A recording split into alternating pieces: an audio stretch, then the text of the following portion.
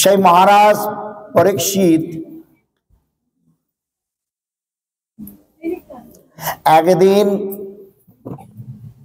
যখন তিনি শিকারে বের হলেন আর ঘুরতে ঘুরতে পিপাসার্ত হয়ে শ্রমিক ঋষির গলায় বা তার আশ্রমে গিয়ে জল চাইলে জল না পাওয়াতে ক্রোধান্বিত হয়ে তার গলাতে একটা মরা সাপ জড়িয়ে দিলেন। এটা আমরা জানি, আমার কথার বিষয় সেটা না, যে এত বড় রাজা চতুর্বর্ণের উচিত, এই চতুর্বর্ণের মধ্যে ব্রাহ্মণ, ক্ষত্রিয়, বৈশ্য, শূদ্র সকলের উচিত ব্রাহ্মণদের সেবা করা। কিন্তু রাজা ক্ষত্রিয় হয়ে তিনি জল চাইতে গেছেন একজন ব্রাহ্মণ ঋষির কাছে, কিন্তু তখন তিনি বুঝতে পারেননি। তদ্রূপ কলির মায়ার প্রভাবে বর্তমান সময়ে অনেক ব্যক্তিরা আছে সেটা হিতাহিত জ্ঞান হারিয়ে বুঝতে পারে না, আর অযথা সেই ব্রাহ্মণদের উপরই দোষারোপ চাপিয়ে দেয়। তাই ঠিক যেমন ক্ষত্রিয় রাজা হওয়া সত্ত্বেও, ধর্মের রাজা হওয়া সত্ত্বেও পরীক্ষিত মহারাজ বুঝতে পারেনি। পরে ভাবছে আমি রাজা, আমি ক্ষত্রিয়, আমি দেশের সেবা করব, আমি ব্রাহ্মণের সেবা করব, আমি কোন অধিকারে ব্রাহ্মণের কাছে গিয়ে জল চাইলাম? তিনি তো আমার সেবা করবে না, আমি তার সেবা করব। কেননা সকল বর্ণের উচিত ব্রাহ্মণদের সেবা করা, কেননা তারা বর্ণের মধ্যে শ্রেষ্ঠ।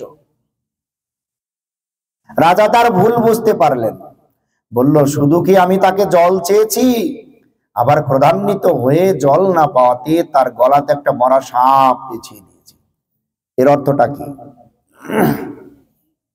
এর অর্থটা আমি জল চেয়ে ক্লান্ত হইনি, তাকে অপমানও করেছি।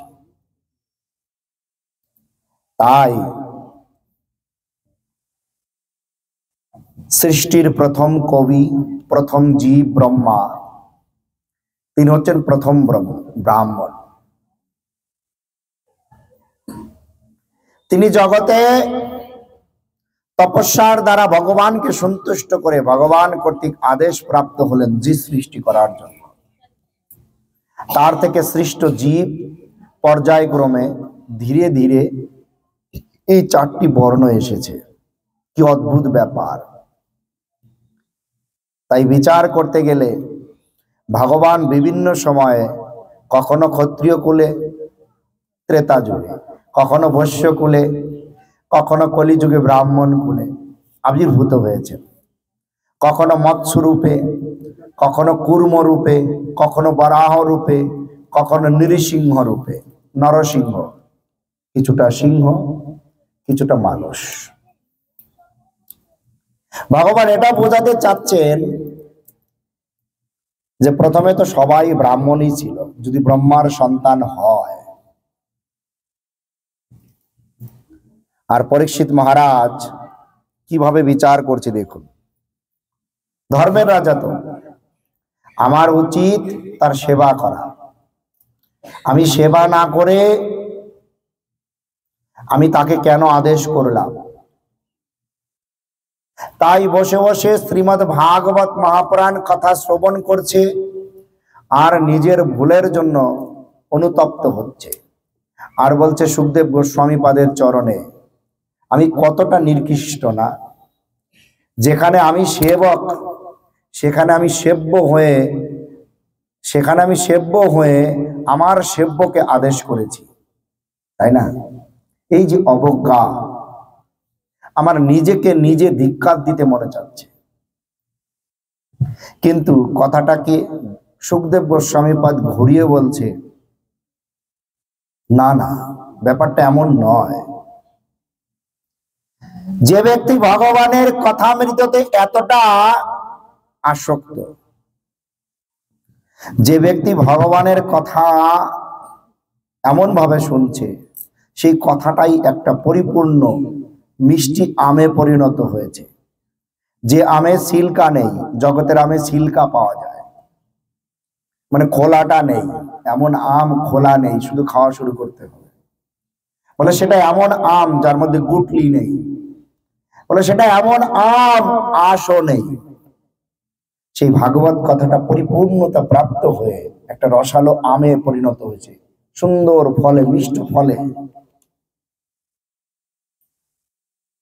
আর তিনি শ্রবণ করছে, আচ্ছাদন করছে। বলে খেলে কি আর খিদে থাকে? খেলে খিদে থাকে না।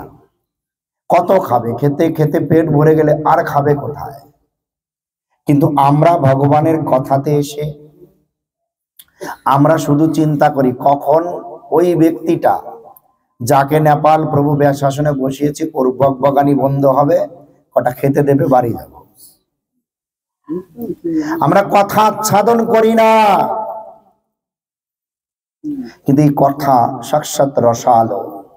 পরীক্ষিত মহারাজ 7 দিন 7 রাত বিচার করতে গেলে 24 ঘন্টা 7 দিন শুধু কথা শ্রবণ করছি। বলছে খাওয়া নেই, বিশ্রাম নেই, নিদ্রা নেই, শুধু কথা। আর কেঁদে কেঁদে বলছে আমি কতটা পাপী, আমি ব্রাহ্মণের চরণে অপরাধ করেছি, আমি তাকে আদেশ করেছি, আমি তার আদেশ পালন করব, আমি সেটা করতে পারিনি।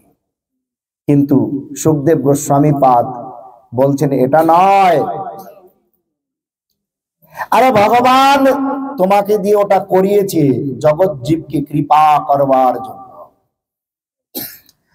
আজ তোমাকে দিয়ে এহেন কার্য না করালে এই যে ভাগবতীয় কথা হচ্ছে, 88,000 মণি ঋষি একত্রে কথা শুনছে, এই কথা হতো কি আর শুনতো কি করে? ভগবান যার হৃদয়ে বসে আছে সেই ব্যক্তির পক্ষেই সম্ভব সর্বদা ভগবানের কথাতে মগ্ন হয়ে একের পর এক প্রশ্ন করে আবার পুনরায় কথাতে আকর্ষিত হওয়া। হরে কৃষ্ণ। শুনতে পাচ্ছি কে যেন কথা বলছে। বলে সম্মানী ব্যক্তি সবাইকে সম্মান দেয়, সম্মানী ব্যক্তি সবাইকে সম্মান দেয়। তাই আমার দ্বারা যেন অন্যের কষ্ট না হয়। যে ব্যক্তি নিজেকে চরিতার্থ করবার জন্য অন্যকে কষ্ট দেয় সে কোনোদিন হরি ভজন করতে পারবে না। হরি ভজনের শর্ত হচ্ছে, শর্তটা কি? নির্মৎ শরণম, নির্মৎ শরণম সতম, নির্মৎসর পারাহ উৎকর্ষ সহনম। বলে এমন আছে পারাহ উৎকর্ষ অসহনম, যিনি পরের ভালো চায় না, আবার সহ্য করতে পারে না। পরের ভালো চায় না, আবার সহ্য করতে পারে না। বলছে ভাগবতে বলছেন তাদের দ্বারা সনাতন ধর্ম হবে না। সনাতন ধর্মটাই পরের ভালোর জন্য, সনাতন ধর্মটাই পরের ভালোর জন্য। তাই বিচার করুন, সারা পৃথিবীটা একদিন সনাতন ধর্মের ছিল, এখনো আছে, কিন্তু লোকে বিকার হয়ে ভিন্ন ভিন্ন নামে পরিচিত হয়েছে। এইভাবে সনাতন ধর্মে সর্বদা অপরের কল্যাণ চিন্তা করা হয়। কিন্তু আমি যদি কথা বলি, আমার কথাতে বিরক্ত হয়ে পার্শ্ববর্তী কেউ শুনতে পাবে না, তাহলে আমি তো পোড়া কপালে হয়ে যাব, তার জন্য সবাই পোড়া কপালে হয়ে যাবে। আমি চাই না যেন অন্যের বিরক্তি হোক। এই ভাবটা যদি ভিতরে থাকে তাহলে আমাদের মঙ্গল হবে। পরীক্ষিত মহারাজ কাঁদছে।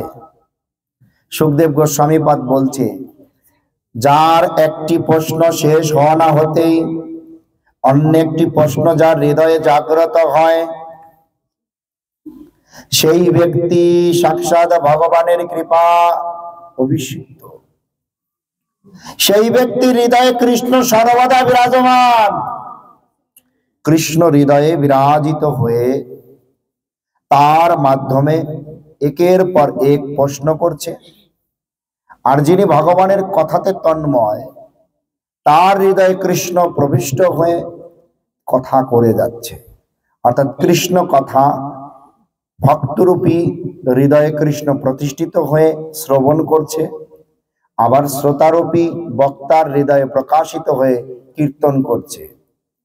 কেননা কৃষ্ণ ব্যতীত কৃষ্ণ কথা নাকে কীর্তন করতে পারবে না, কৃষ্ণের কৃপা ব্যতীত কৃষ্ণের কথা কেউ শ্রবণ করতে পারবে পারবে পারবে না।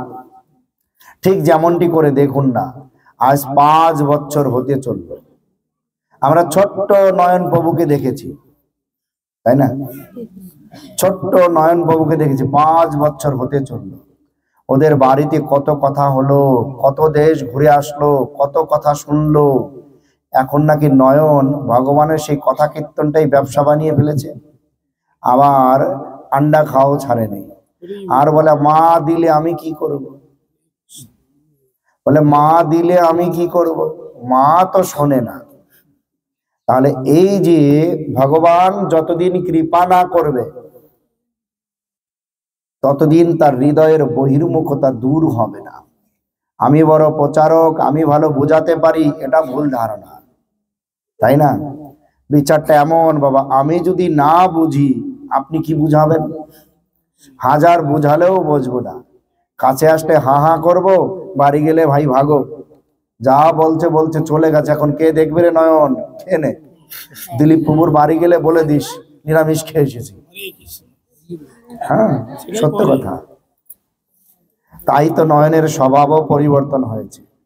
পড়াশোনায় উন্নতি হয়নি, আমি আবার সত্য কথাটা একটু বলে দেই তো লোকে আবার খারাপ ভাবে, কিন্তু যারা আবার সেটাকে মেনে নিয়ে কার্যে লাগাবে তার মঙ্গল হবে। সত্যটা না বললে প্রভুপাদ বলতেন ওই কপট ব্যক্তির দ্বারা প্রচার হবে না। কপট ব্যক্তি হরিভজনের অধিকারী নয়। জগতের লাভ প্রজা প্রতিষ্ঠা দ্বারা হরিভজন হবে না। তাই আমাদেরকে বিচার করতে হবে। যার হৃদয়ে ভগবান যতটা কৃপা করবে, যার হৃদয়ে ভগবান যতটা কৃপা করবে, সেই ব্যক্তি ততটা ভগবানের কথাকে গ্রহণ করতে পারবে। যেই ব্যক্তি যতটা খাবার খাবে তার ততটা পেট ভরবে।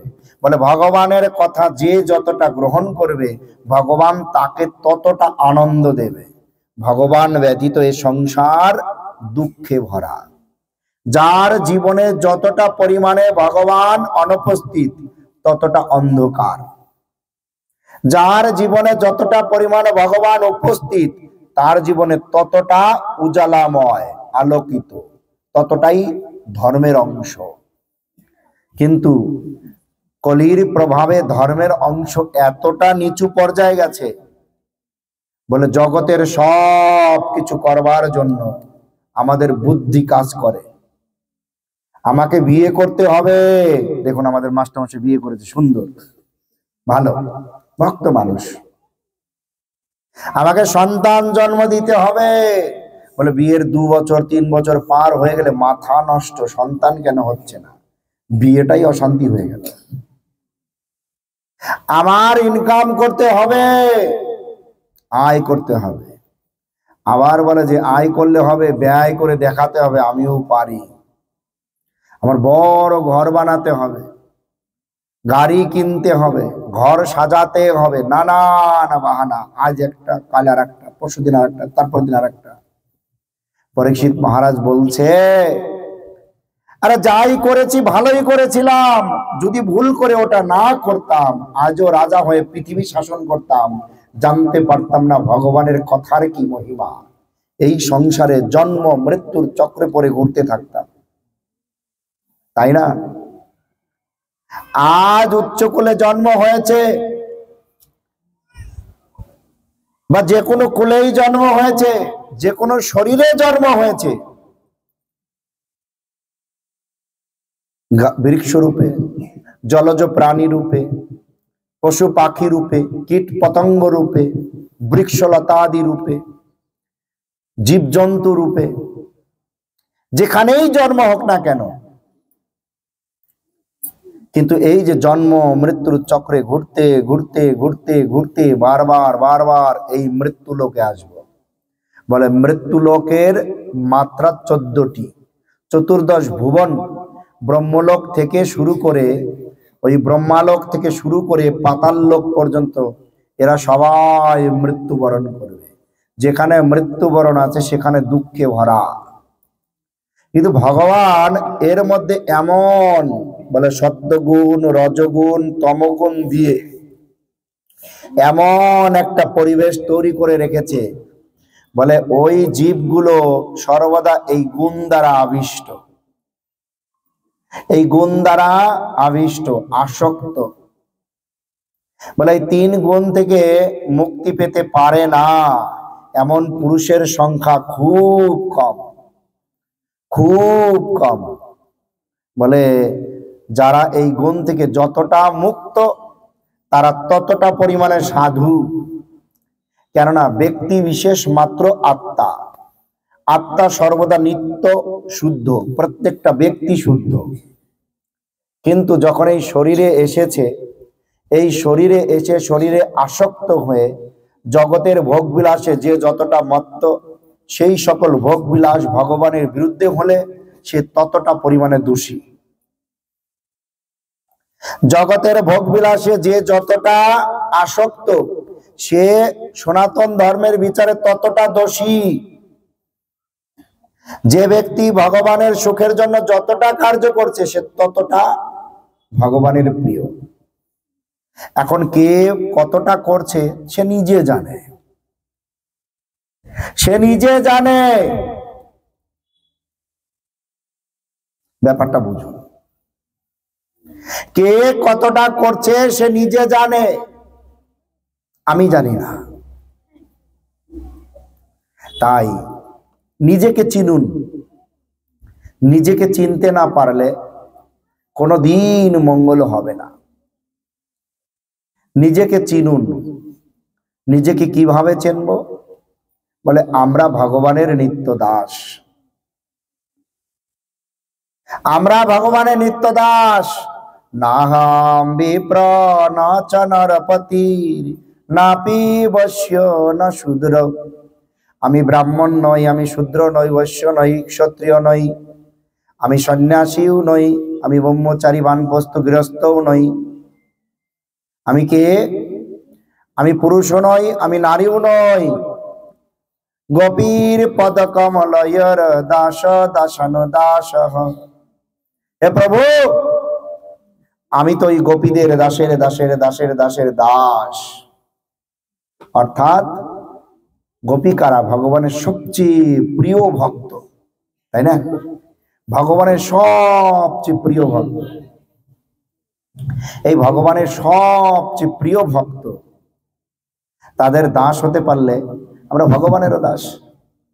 তাই জীবের স্বরূপ হয় কৃষ্ণের নিত্য দাস। কিন্তু বিচার্য বিষয় এখানে এই যে নেপাল প্রভু টাকা পয়সা খরচ করে, টাকা পয়সা খরচ করে হরে কৃষ্ণ হরে কৃষ্ণ। একজন বাইরে যাবেন, বসুন, এদিকে আসুন, আসুন আসুন আসুন। আমাদের সঙ্গে এসেছেন, গাড়ি থেকে নেমেছেন, কথা শুরু হয়ে যাওয়ার পরেও আসেননি। আমি তো জানি না যে আপনাদের উদ্দেশ্য বা মতলব এটা, তাই না? এটা মতলব হলে তো আমি প্রথমে ধরে বসতাম, আমি খুঁজছি গেল কোথায়, খুঁজতে খুঁজতে দেখি উকি মারে, তো ধরে ফেলেছি। তো যাই হোক, ভগবানের কথাতে এসে অন্য মতলব থাকলে ভগবানকে অবজ্ঞা করা হয়, ভগবানকে অবজ্ঞা করা হয়। তাই চৈতন্য চরিতামৃত খুললে দেখবেন প্রত্যেকটা কাজে মঙ্গলাচরণে সুন্দরভাবে বলছে যে সর্বদা হরি গুরু বৈষ্ণব ভগবান বয়োজ্যেষ্ঠ মাতা পিতা সবার কাছ থেকে আশীর্বাদ নিয়ে শুভ কার্য করতে হয়। আর জগতের সবচেয়ে বড় একমাত্র শুভ কার্য হচ্ছে, জগতের একমাত্র শুভ কার্য হচ্ছে কি না? ভগবান আর তার সেবা। যেখানে ভগবানের শুভ কাজ নেই, যেখানে ভগবানের সেবা নেই, সেখানে আনন্দ নেই। আমাকে কে যেন বললো লোক একটু দেরি করে আসবে, তাই আমরা টুকটুক করে কীর্তন করছিলাম, আমরা একটু দেরি করে কথা করব, সমস্যা কি, কথা হবে তারপরে বিশ্রাম হবে। তো দেখুন, ভগবানের সবচেয়ে প্রিয় ভক্তকে না গোপীগণ। বলো কিভাবে? বললো এইভাবে, প্রথমত ব্রজের গোপীগণ কি কাজ করে? ব্রজের গোপীগণ কি কাজ করে? বলে প্রথমত মাঠে কাজ করে, ব্রজবাসী মাতাজিরা গোচারণ করে, গোমাতার খাবারের ব্যবস্থা করে, গোমাতা দেখাশোনা করে, তারপরে বাড়ির সমস্ত কাজ করে, গোদহন করে, এবং সেই দুধ থেকে দুধ জ্বালিয়ে দই বানায়, দইটা মন্থন করে মাখন বানায়, সেটাকে আবার বাজারে নিয়ে যায়, সেটা আবার বিক্রি করে। এটা তাদের, তাহলে বাড়ির সমস্ত কার্য ব্রজবাসী গোপীগণ করেন, তাই না? দেখা যাচ্ছে আপনি যদি করেন, দুদিন পরে আপনার পতিকে বলবেন, বাবা তুমি আছো কিসের জন্য, আমি একা অত পারবো না, তাই না? কিন্তু এই যে বলে গৌরীয় মঠে আশ্রয় নিয়ে হরি ভজন করব, এই গৌরীয় মঠটা আসলো কোথা থেকে? বলে রাধারানীর একটি নাম হচ্ছে গৌরী। এই গৌরীর আদর্শে যারা ভজন করে, গৌরীর আনুগত্যে যারা ভজন করে, তাদেরকে বলা হয় গৌরীয়। মহাপ্রভুর ভাবটা ছিল রাধারানীর, তাই মহাপ্রভু এই গৌরীয় মঠ, বা মহাপ্রভু স্বয়ং নিজেও গৌরীয়, তাই গৌরীয় মঠে ভজন করতে গেলে অন্তিম স্থান ওই গোপীপথ। আর সেটা প্রাপ্ত হতে গেলে কি ধ্যান থাকতে হবে? যে ভগবানের সেবা সর্বস্বই আমার, বাকি এখানে দ্বিতীয় কোনো পার্সন আসবে না। ভগবানের জন্য যা কিছু করব, বলবো না আমার পতি করলো না, আমার পত্নী করলো না, আমার সন্তান করলো না। দেখবেন মৃত্যু সময় কেউ যাবে না, পাড়া প্রতিবেশী আত্মীয় স্বজন কেউ না। গোপীদের বিচার সর্বশ্রেষ্ঠ বিচার, আমি করব, আমি করব। তাই তো ওই যাজ্ঞিক ব্রাহ্মণ পত্নীগণ, যাজ্ঞিক ব্রাহ্মণ পত্নীগণ কি করছে? সুন্দরভাবে ভগবান কৃষ্ণ গোবর্ধনের চড়ায় গোচারণ করতে করতে তাদেরকে খবর পাঠালো সখাদের দিয়ে, যাও না ওই ব্রাহ্মণ পত্নীদেরকে বলো আমরা খুব ক্ষুধার্ত, আমরা খুব ক্ষুধার্ত। এখন যদি মনে করেন যে, আমরা যদি মনে করেন যে এখন হঠাৎ করে কারো বাড়িতে যদি যাই, তাহলে তাকে যদি বলি যে খুব ক্ষুধার্ত, একটু দোকান বন্ধ করে রান্না করে দিয়ে আসো না, বলে ও বাবা আমার সময় নেই, এখন হবে না। এইভাবে ভগবান পাঠিয়েছে গোপীগণের কাছে, কেন? আমরা ক্ষুধার্ত, যাও কিছু খাবার নিয়ে আসো। খবর দিল ভগবান কৃষ্ণ, সখা কৃষ্ণ বলেছে যা আছে তাই কিছু নৈবেদ্য পাঠানোর জন্য। আর ব্রাহ্মণরা বলল, বাবা আজ যাওয়া যাবে না, প্রতিদিনের ন্যায় যজ্ঞ হচ্ছে, পত্নী বিনা যজ্ঞ সুসম্পূর্ণ হবে না গৃহস্থ লোকে, তাই যজ্ঞ সুসম্পূর্ণ না হওয়া পর্যন্ত যাওয়া যাবে না। এদিকে কৃষ্ণ বলরামের ডাক এসেছে, যেতে তো হবেই, না পারছে ঘরে থাকতে, না পারছে যেতে। স্বামীগণ একসঙ্গে বললেন, আজ যদি ভগবান কৃষ্ণের নিকটে যাও তাহলে তোমাদের আর ফিরবার দরকার নেই, যাও চলে যাও, একবারে চলে যাও, একবারে চলে যাও। গোপীগণ সিদ্ধান্ত নিলেন, জগৎপতির সেবা না হলে জগতের তথাকথিত পতির সেবা হয়ে লাভ কি, তাই না? যার কৃপাতে বেঁচে আছি, পরমাত্মা জীবাত্মা রূপে উভয়ই এই শরীরের মধ্যে বিদ্যমান, আমি ওই পরমাত্মার অংশ। সেই পরমাত্মার মূল স্বরূপ নন্দনন্দন কৃষ্ণ কানাইয়া লালের সেবা না হলে জগৎপতির সেবা করব, আমি যে আর 2 সেকেন্ড বাঁচবো এ কথা কে বলবে? তারা সিদ্ধান্ত নিলেন মায়ায় মোহ হলে হবে না, চলো ফিরতে হবে না। ভগবান বলে করুণা সিন্ধু, করুণার সাগর, উনি জানেন ফিরবো না, চলো। সবাই কি বললো? বলে দই, অন্ন, আচার, বিভিন্ন জিনিস নিয়ে চলে আসলেন কৃষ্ণ বলরামকে খাওয়াতে। আর খাওয়ানো হলো। খাওয়ানো হতে না হতেই সমস্ত গোপীগণ জোরে কান্না করছে। প্রতিদিন খাওয়ানো হলে বলে যাও তোমরা এবার ফেরত যাও, কিন্তু ওই দিন তো আর ফিরতে পারবে না, মনের মধ্যে সংশয়, তাই ওই কথা মনে পড়ছে আর কেঁদে যাচ্ছে। ভগবান কৃষ্ণ সুন্দর করে পুনরায় সব কিছু বুঝে বললেন যাও এবার তোমরা বাড়িতে যাও। ওরা বলছে আমরা তো আর যেতে পারবো না। বলে না তোমরা বাড়িতে যাও না, আর লাগবে না, হয়ে গেছে, এবার যাও।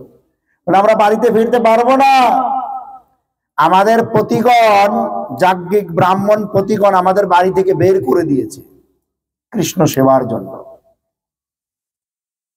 তারা কর্মকাণ্ডীয় যজ্ঞ করছে, আর এই যে কৃষ্ণের প্রতি অগাধ ভালোবাসা, যে গোপী ভাব, তারা মানছে না।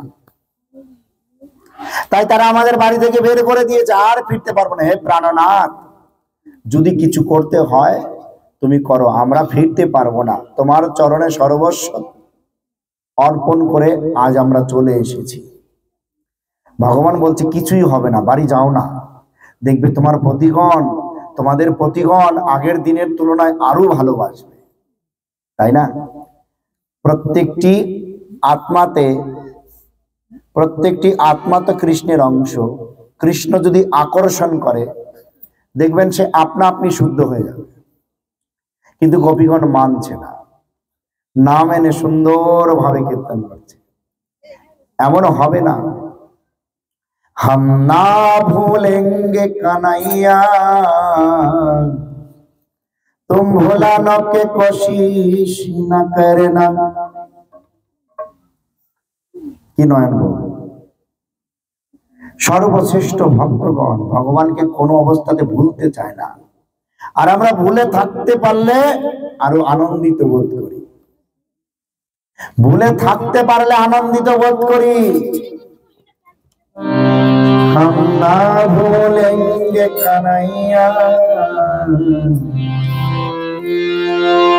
तुम भुलाने की कोशिश न करना। दिन दुखियाते जब तुम दाता तुम भुलाने की कोशिश न करना।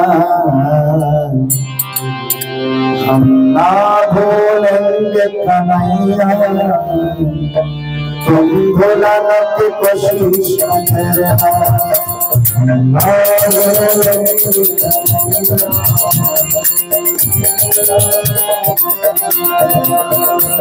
जब दिन दुखियों के जब तुम दाता भुलाने की कोशिश न करना। हम ना भूलेंगे भुलाने की कोशिश न करना। ना भूलेंगे भुलाने की। भगवान के আমরা বিভিন্ন উপায়ে ভুলে থাকতে চাই, আর সেই ভগবান ভিতরে বিদ্যমান আছে বিধায় সব কিছু চলছে। ভগবান ভিতরে বিদ্যমান আছে বিধায় সব কিছু চলছে। हमें तुमको भी अपना बनाया झूठी दुनिया से हटाया। हमें तुमको भी अपना बनाया झूठी दुनिया से हटाया। अपना रास्ता दिखा दे कन्हैया रास्ता दिखा दे कन्हैया। बदलो